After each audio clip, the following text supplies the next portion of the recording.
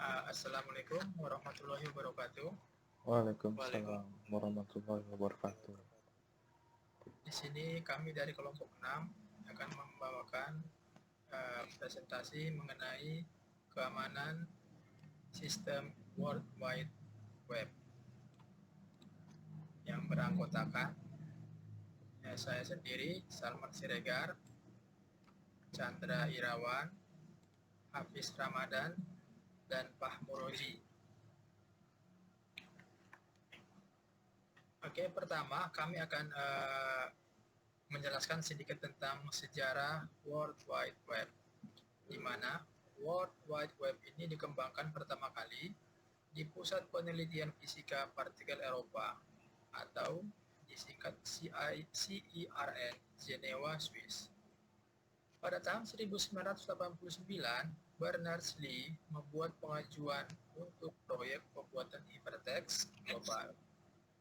Kemudian, pada bulan Oktober 1990, World Wide Web sudah dapat dijalankan dalam ronde yang terkait CERN. CERN adalah sebuah kompleks laboratorium pemercepat partikel terbesar di dunia yang terletak di perbatasan antara Prancis dan Swiss, persis di sebelah barat Jenewa. Itulah sedikit sejarah tentang World Wide Web.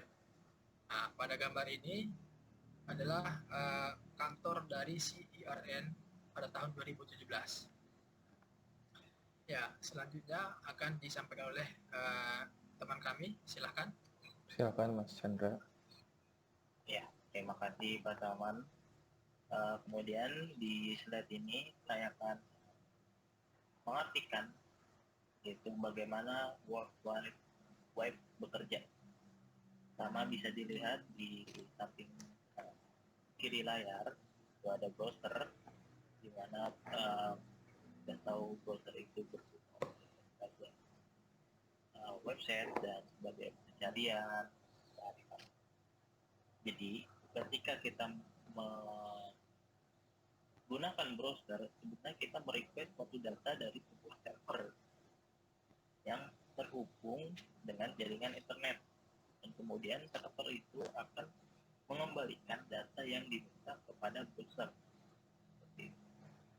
Ya, bisa selanjutnya. Nah, kemudian bagaimana hacker bekerja? Ibarat di sebelah kiri itu adalah ketika kita mematikan web browser dan itu itu di internet, sedangkan server akan merespon kembali data yang istilahnya data yang kita minta. Disitulah di tengah-tengah hacker akan bekerja, di mana dia akan meninterrupt atau istilahnya match the middle atau receiver dan banyak hal lainnya yang berkemungkinan untuk menyerang klien atau diri kita sendiri ataupun server tersebut, seperti itu. Kemudian untuk next selanjutnya akan dibacakan oleh teman kami, itu Hafiz Ramadan. Terima kasih. Ya, baik. Terima kasih Mas Chandra. Baik, untuk penjelasan selanjutnya kita akan berkenalan dengan OWASP. Apa tuh OWASP? OWASP kepanjangan dari Open Web Application Security Project atau Proyek Keamanan Aplikasi Web Terbuka. Adalah komunitas online yang menghasilkan artikel, metodologi, dokumentasi, alat, dan teknologi yang tersedia secara bebas di bidang keamanan aplikasi web. Untuk website sendiri ada di oasp.org. Pada kesempatan kali ini kita akan sedikit mengenal tentang top 10 serangan OSP atau serangan teratas, 10 serangan teratas berdasarkan OSP. Pada tahun 2017 itu ada dengan kode A01-2017 injection, kemudian broken authentication, sensitive data exposure, XML internal entities atau XXI, Kemudian broken access control, security misconfiguration, cross-site scripting, kemudian insecure deserialization, kemudian using component with known vulnerabilities, dan yang terakhir insufficient logging and monitoring. Kemudian pada tahun 2021 ini ada beberapa pembaruan.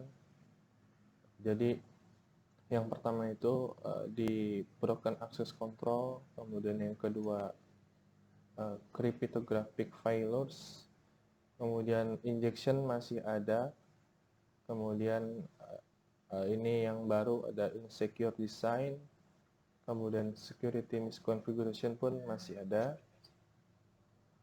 Kemudian vulnerable and outdated components ini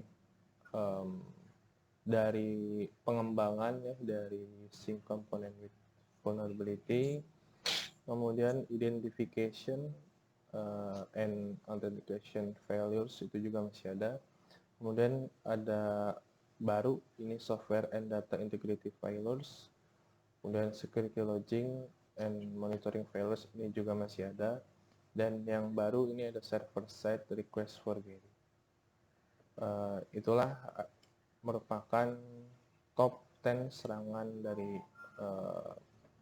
dari yang dirangkum oleh OASP Organization. Selanjutnya tips memilih situs yang baik akan dijelaskan oleh Mas Fahmuroji. Baik Mas Hafiz, terima kasih. Di sini saya akan menjelaskan tips memilih situs yang baik. Di sini ada dua perbedaan di mana www.google.co.id. Nah, kemudian yang bawah, kemudian di sini ada sama juga www.google.co.id. Nah, tetapi di sini ada perbedaan. Yang paling atas, di mana di situ sudah ada pengamannya, sudah masuk ke dalam pengamannya, di mana ada HTTPS. Nah, kemudian yang paling bawah di sini tidak ada untuk security. Nah, kemudian next selanjutnya Mas. Kemudian di sini ada waspada phishing. Nah, sudah banyak sekarang sudah terjadi banyak phishing gitu kan. Dan di sini ada perbedaan situs yang asli dan palsu. Kemudian di sini kita Facebook. Nah, yang pertama di sini HTTPS www.facebook.com. Nah, yang kedua di sini juga sama, kita pakai http www.facebook.com. Tetapi yang pertama di sini sudah menggunakan keamanan atau HTTPS. Nah, kemudian yang kedua di sini dia tidak ada pengaman atau HTTP. Perbedaannya ketika kita sudah menggunakan keamanan atau security-nya kayak gitu. Biasanya HTTPS ini sudah masuk ke port 43, sedangkan yang HTTP di sini 80 kayak gitu. Nah, kemudian perbedaannya juga di sini yang paling mencolok sih keamanannya gitu. Kalau HTTPS itu sudah keamanannya sudah lumayan cukup kayak gitu. SSL dan TLS kayak gitu.